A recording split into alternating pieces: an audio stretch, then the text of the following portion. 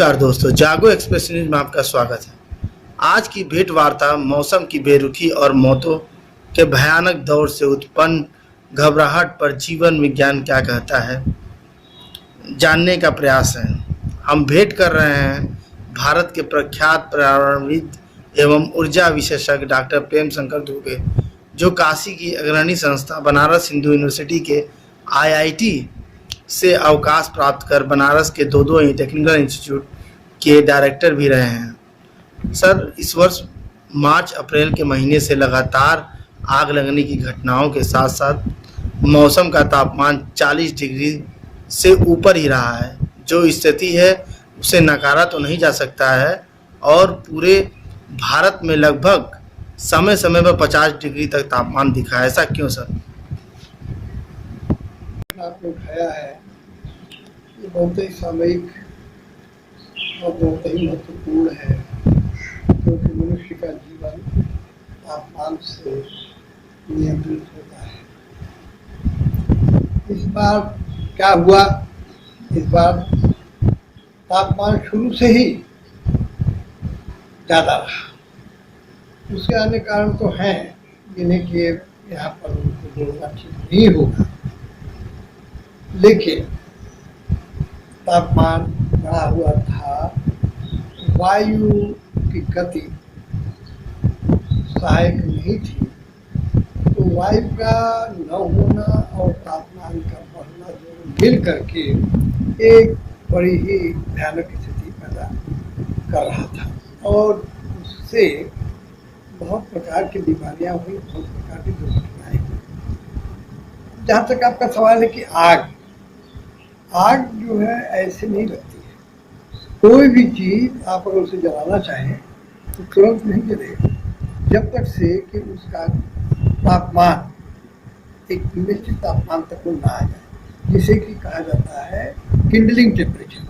Kindling temperature जो होता है उसके आने के बाद ही वो चीज़ जो है जलना शुरू करती है। छोटी सी बात बताते हैं, आप कागज़ ले लीजिए, कागज़ को जलाना चाहें तो कागज़ भी तुरंत आग नहीं पकड़ता है।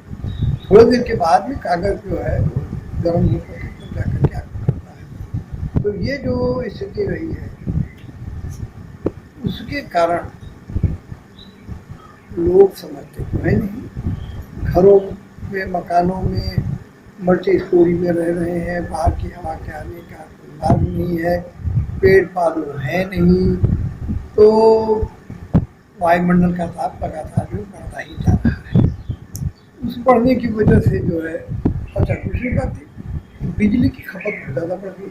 हर काम अब बिजली से ही होना है जो, और बिजली की जो सप्लाई है वो पहले खुले ओपन स्प्लिट वायरिंग उसको कहते थे। दीवारों में लकड़ी के बॉक्सेस बना करके या चीनी मिट्टी के क्लिट्स बना करके उसमें फंसा करके तार जो है पावर सप्लाई की जाती थी। लेकिन अब जो है फैशन आ गया है, फैशन ने भारत को खा लिया है। तो उसकी वजह से जो है हर चीज़ को सुंदरता होनी चाहिए। क्या सुंदरता भाई? जो घर में बिजली लगाए हो तो उसमें सुंदर कौन सी बात होगी? अगर उसकी वायरिंग खुले में रहती है, दीवार पे रहती है तो नहीं, दीवार के भीतर जो है पाइप लाइन के भीतर से होगी, ठीक है, पाइप लाइन के भीतर से होगी। आपने बनाया नहीं, आपने तो ठेकेदार को दे दिया, ठेकेदार ने प्रॉपर गेज का जो है तार लगाया या नहीं लगाया, जितना लोड आपने इस्तेमाल करना है उतना वो बर्दाश्त कर सकता है। क्योंकि कभी किसी ने सोचा भी नहीं, नापा भी नहीं, और ठीक है मकान तो है, दिखने में बड़ा चमाचम लग रहा है यार, ठीक तो है यार, बस ठीक तो है यार, शुरू हो गए। लेकिन वो जो तार भीतर पड़ा हुआ है वो किस गेज का है, कितना लोड ले सकता है, इसकी कोई जो है नाप योग कभी कोई नहीं करता है। और जिसका परिणाम होता है कि अक्सर करके आप देखते हैं कि गर्मी के दिन में जैसे ही लोड बढ़ता है, एयर कंडीशनर से और अन्य मशीनें चलाना शुरू करते हैं, तो घर में तो आग लग रही है, फैक्ट्रियों में भी आग लग रही है, पूरी फैक्ट्री जो जली है, और सिर्फ उसके भीतर काम करने वाले लोगों का कंकाल बाहर होता है। तो ये सारी चीज़ें हम लोग की नासमझी के कारण हो रही है। हर व्यक्ति जो हड़बड़ में है, जल्दी में है। दूसरी बात ये कि स्वयं तो वो ज्ञान प्राप्त नहीं करना चाहता, लेकिन जो ज्ञानी है उनसे जो है संपर्क करके अपने मकान का, अपनी बिजली का सही मूल्यांकन भी नहीं कराना चाहता है। तो इस कारण ये सब होता रहा। अब दूसरा प्रश्न आपका जो कि जुड़ा हुआ है कि तापमान क्यों बढ़ता रहा, बराबर बढ़ रहा है। उसकी वजह हो गई कि अब एक तो बैंक आ गए हमारे देश में। विदेशी बैंकों के आने के बाद उनमें जो है जो एक प्रतिस्पर्धा बढ़ी, तो उन्होंने जो है लोनिंग शुरू किया, क्योंकि दूसरा कौन सा धंधा कर सकते थे, कोई फैक्ट्री तो लगा नहीं सकते थे, लोगों को लोन देना शुरू किया, अट्रैक्टिव टर्म पे लोन देना शुरू किया। और आप तो देख करके ताजुब हुआ, लेकिन मैं बैंक गया हुआ था तो मैंने देखा कि बैंक के सामने जो बाहर एक प्लास्टिक की जो है वो झोली टाइप का बना करके एक आदमी बैठा हुआ है, एक प्लास्टिक का टेबल उसी बिलासपुर जो के आजकल करते हुए लेकर के वहाँ बैठा हुआ है, किराए पर वो दे देते हैं क्या टाइप का बना करके। वो पूछे भी कि क्या बात है भाई यहाँ कैसे, बोला कि साहब हम तो कार बेचने का जो है कार सड़क पर तो सब कागज है, सब है, जब होगा तो हमारे पास मोटरसाइकिल है, फिर बैठा कर ले करके कुछ खा देंगे वहाँ पर जो ग्राहक को, और लोनिंग की पूरी व्यवस्था हमारे बैंक की तरफ से। इस तरीके से इतना ज़्यादा जो है बेसमझे बूझे ये बैंकर्स जो है लोगों को फंसाने का काम करते रहे। और ये बाद में यही बैंकर्स पहले तो जो है लोन का प्रलोभन देकर के गाड़ी खिंचवाते हैं, उसके बाद में फिर सड़क पर डंडे लेकर के मुठन्नों को बेच करके गाड़ी भी खिंचवाते हैं क्योंकि किट्स नहीं आई। ये सब जो विसंगतियाँ हमारे भारत का जो कि प्रबुद्ध मानव है, प्रबुद्ध जनता है जो कि फैशन की दीवानी हो गई है, ये सारे कर्म कुकर्म कर रही है। अब गाड़ी आ गई तो थोड़े से भी काम के लिए पैदल भी नहीं जाएंगे, गाड़ी लेकर के निकलेंगे, ठीक है लेकर के जाओ। गाड़ी निकलेगी तो गाड़ी जो है तो उसका हाथ के पास में हाथ रख करके देख लीजिए कितना गर्म होता है, जो है धुआं निकलता है। तो धुआं डबल काम कर रहा है, तो प्रदूषण भी पैदा कर रहा है, तापमान भी पैदा कर रहा है। गाड़ियों की संख्या दिन बढ़ती जा रही है, सड़कों पर जो है गाड़ी खड़ी करने की जगह नहीं रह गई है, जो गाड़ी खड़ी करने के नाम पर पिस्तौल तक निकल जा रही है, मार हो रही है, लोगों का मर्डर तक हो जा रहा है। सरकार के बारे में करने की जरूरत नहीं है। सरकार कहाँ है, सरकार क्या कर रही है, सरकार भी जानती है, पब्लिक भी जानती है। ऐसी विषम परिस्थितियों में जो है तापमान का बढ़ना जरूरी है। तापमान बढ़ रहा है और उस तापमान के बढ़ने के कारण तमाम दुर्घटनाएं हो रही हैं। सबसे बड़ी बात तो आपको बता दें कि जब तापमान बढ़ जाता है, आपने एयर कंडीशनर चलाया, मान लीजिए कि बाई द वे नहीं चला या पूरी कूलिंग नहीं हुई, उसी हवा में आप जो है कोई बैठा है उसमें तो बोला कि अरे ज़रा तेज़ चलाइए ना तो थोड़ा जो है स्पीड बढ़ जाएगी इंजन की, तो बढ़िया कूलिंग आ जाएगी। समझो करते हैं और पता लगा कि आगे जा करके भिड़ गए। इधर भीतर से दिमाग गर्म, ऊपर भीतर से गाड़ी का इंजन गर्म, जो है मिला जुला करके रोड एक्सीडेंट सब वैसे वैसे नहीं हो रहे हैं। पूरा रोड डिवाइडर क्रॉस करके उस पार जा करके लड़ रहे हैं, इस पार लड़ते हैं तो समझ जाता है। तो बड़ी विषम संगतियाँ जो है और बड़ी विषम स्थिति पैदा हो रही है। सरकार का इस पर कोई ध्यान नहीं है, लोगों को कोई सिखाने समझाने वाला नहीं है। तो जो कुछ होता रहा वो आपके सामने है। अब आपका जो एक सवाल और था जुड़ा हुआ कि मौतें क्यों इतनी ज़्यादा हुई हैं, ये जो मौतें हुई हैं उसका मूल कारण ये था कि तापमान जब बढ़ जाता है तो खून का दौरा जो है हार्ट अपने आप खुल जाता है, क्योंकि वो सेंस करता है, नापता रहता है कि शरीर में कहाँ पर गर्म ज़्यादा हो रहा है, कहाँ पर चोट लग गई, वहाँ पर कैसे खून का दौरा हम करें कि जो है वहाँ पर टेम्परेचर बराबर हो जाए। लेकिन इस प्रक्रिया में हार्ट में पड़ता है जोर, और जब जोर पड़ता है तो हार्ट जो है ज़्यादा तेजी के साथ में खून का दौरा करने लगता है, कराने लगता है। अब परिणाम क्या होता है कि इस खून का दौरा खाली जो है बॉडी के अन्य अंगों पर ही नहीं बल्कि दिमाग भी जो कि आपका है जुड़ा हुआ है उसी से, तो वहाँ तक इसका प्रभाव आता है, और जिसके कारण ब्रेन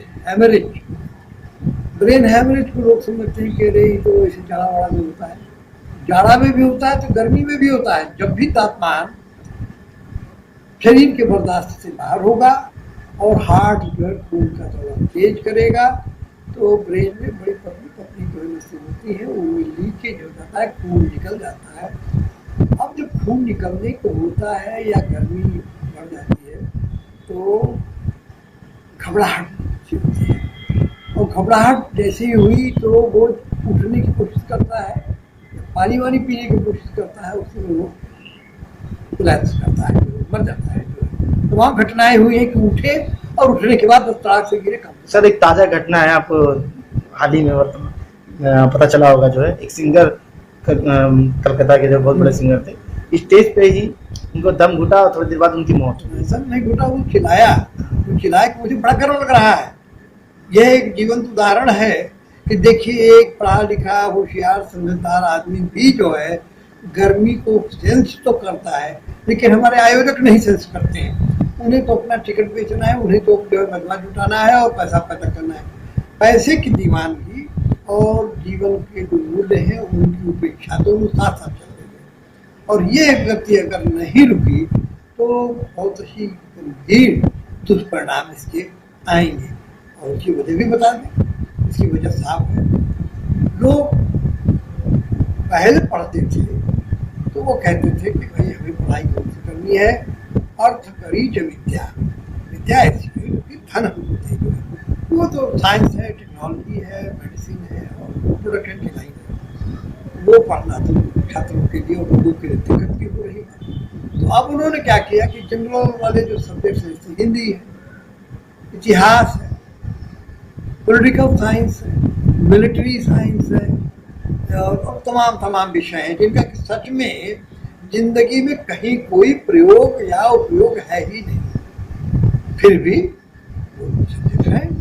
और एक बात है, क्योंकि ये सस्ते सब्जेक्ट है और कुछ लड़के जो कुछ नहीं कर पाते तो उनको एक रास्ता बताते हैं, टीचर्स भी बताते हैं, समाज में भी बात होती है, रट डालो।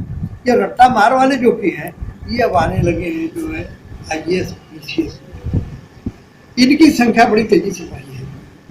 ये रट्टा मार जो कि है, इनके पास समझ नहीं होती है, तो इन्होंने जब ये रट्टा मार करके ये करना शुरू किया तो लोगों का दिमाग में थोड़ा घूमना शुरू किया।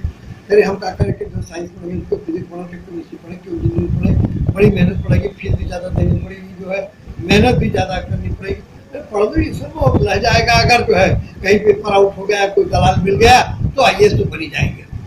और सच्चाई की बात है कि आज जो कि सरकारों के सामने जो विकट समस्या पैदा हो रही है, तो चाहते हुए भी सरकारी काम नहीं करा पा रही है, कर्मचारी नहीं वो उस क्षमता से कार्य कर पा रहे हैं, तो संभवतः उसके पीछे ये भी एक बड़ा भारी कारण हो सकता है। की बात हो रही है तो कालिदास की जो है वो 2 पंक्तियां, उनका व्याख्यान करना बहुत जरूरी है। सही आपने बात उठाई कि गर्मी तो खूब पड़ी, गर्मी आगे भी पड़ने जा रही है।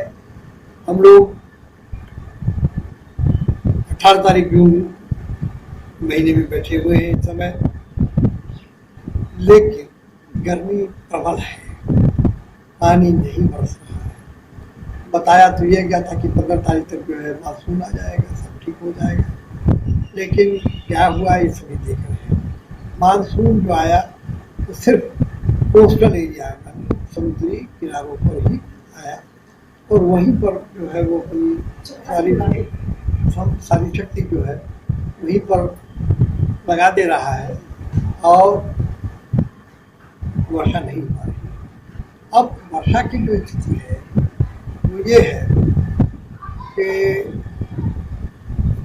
गर्मी धरातल पर इतना ज़्यादा है, 4 किलोमीटर ऊंचाई तक जो है बिल्कुल एक गर्म खंभा जो है, जैसे आप कहने खंभा तो जो है लोहे पत्थर और मिट्टी का बनता है, लेकिन ये हवा का भी एक गर्म खंभा जो है बन जा रहा है। खासतौर से उन जगहों पर जहाँ पर मल्टी स्कूल बिल्डिंग्स है, जो है ये बहुमंजिली इमारतें जो है ये जानलेवा साबित हो रही है। अब सरकार ने कैसे इनको परमिट कर दिया, हमारे टाउन प्लानर्स क्या करते रहे, जो है ये आर्किटेक्चर को इन्होंने क्यों इतना जो है प्रधानता दिया, कभी इस पर कितनी गर्मी ये सूखेगा, कितनी गर्मी ये खुद पैदा करेगा, कितने लोग रहेंगे, कितने इनकी एसी चलेंगी, वहाँ का लोकल टेम्परेचर क्या होगा। तो फिर जब इस तरह की स्थिति बनेगी तो वो हवा कहाँ जाएगी। तो आज हमारे पर्यावरण में जगह जगह पर गर्म हवा के खंभे बन जा रहे हैं।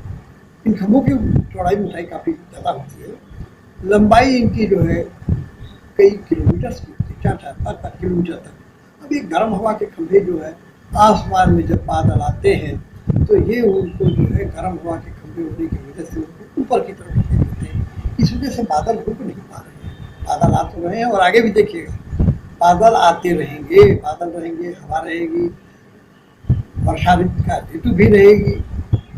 लगेगा कि अब पानी बरसा गया, अब बरसेगा भाई, अब बरसेगा भाई, बादल तो खूब दिख रहे हैं लेकिन पानी नहीं बरसेगा। उसका कारण क्या होगा वो मैंने आपको बता दिया।